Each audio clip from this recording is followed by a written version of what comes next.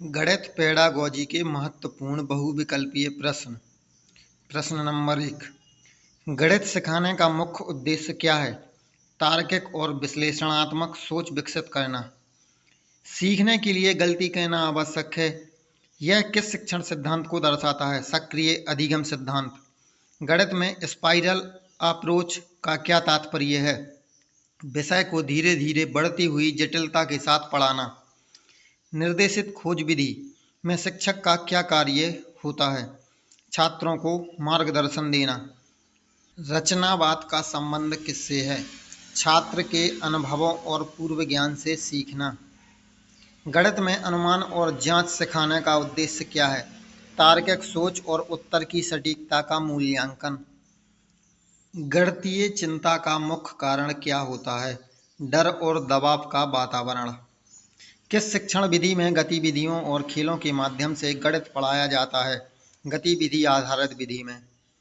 C TET परीक्षा में गणित पेडागोजी से कितने प्रश्न पूछे जाते हैं? 15। गणित सिखाते समय त्रुटियों को कैसे देखा जाना चाहिए? सीखने के अवसर के रूप में।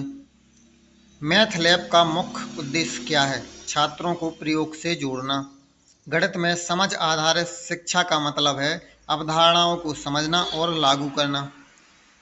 गणितीय संप्रेषण में क्या शामिल होता है?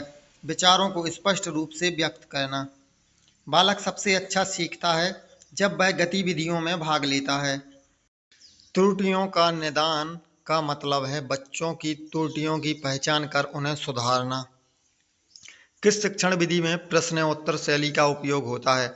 संवाद विधि में। गणितीय सिद्धांतों को जीवन से जोड़ने का कार्य किसका है? शिक्षक का। गणित में मूल अवधारणाएं कब सिखाई जानी चाहिए? प्रारंभिक अवस्था में। गणित के प्रति बच्चों में रुचि कैसे विकसित की जा सकती है? खेल और गतिविधियों द्वारा। सीबीएसई की नवीनतम नीति के अनुसार गणित शिक्षा का दृष्टिकोण कैसा होना चाहिए? जीवनोपयोगी और व्यावहारिक। यदि कोई बच्चा गणित के सवालों को हल करने में बार बार गलती कर रहा है तो शिक्षक को क्या करना चाहिए? उसकी त्रुटियों का विश्लेषण कर सुधार हेतु मार्गदर्शन देना चाहिए। गणित में अनुप्रयोग आधारित शिक्षण का उद्देश्य क्या है? बच्चों को गणितीय ज्ञान को दैनिक जीवन से जोड़कर समझने देना।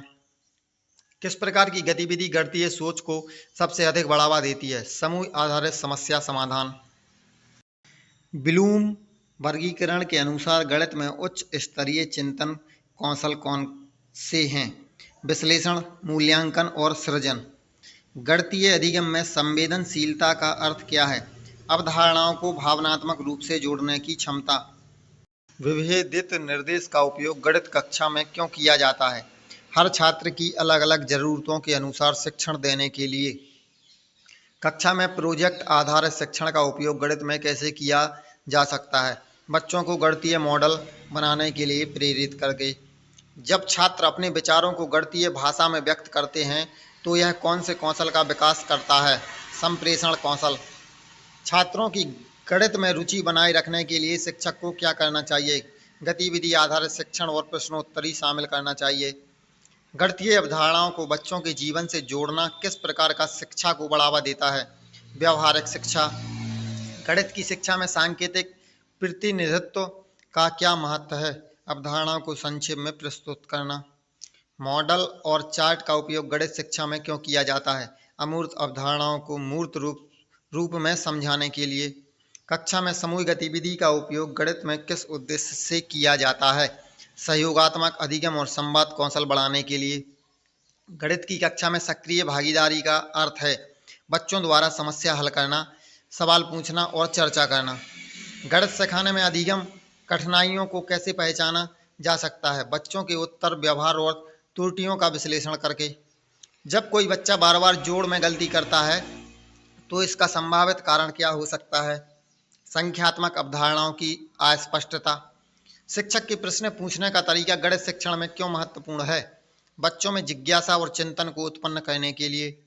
कक्षा में गणित खेल का प्रयोग क्यों किया जाता है? गणितीय अवधारणाओं को रोचक और समझने योग्य बनाने के लिए। गणित में प्रतिबिंबात्मक चिंतन किसे कहा जाता है? अपनी सोच और हल प्रक्रिया पर विचार करना। जब बच्चे गणित में समस्या हल करते समय अपनी पद्धति स्वयं विकसित करते हैं तो यह दर्शाता है खोज आधारित अधिगम।